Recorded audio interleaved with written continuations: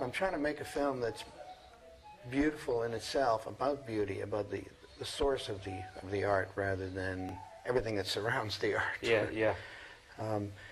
And I was hoping that you might say a couple of words about that subject matter, because you've always operated in a relatively quiet way, and yet you're like a world artist.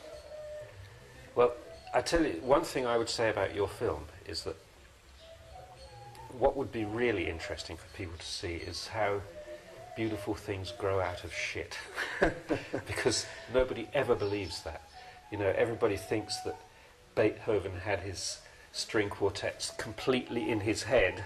They'd somehow appeared there and formed in his head before and all he had to do was write them down and they would kind of be manifest to the world. But I think what's so interesting, and what would really be a lesson that everybody should learn, is that things come out of nothing.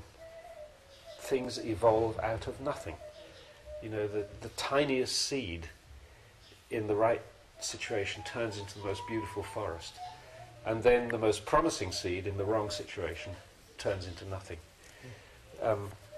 And I think this would be important for people to understand, because it gives people confidence in their own lives to know that that's how things work. Mm-hmm. If you walk around with the idea that there are some people who are so gifted, they have these wonderful things in their head, but you're not one of them, you're just sort of a normal person, you could never do anything like that, then you live a different kind of life.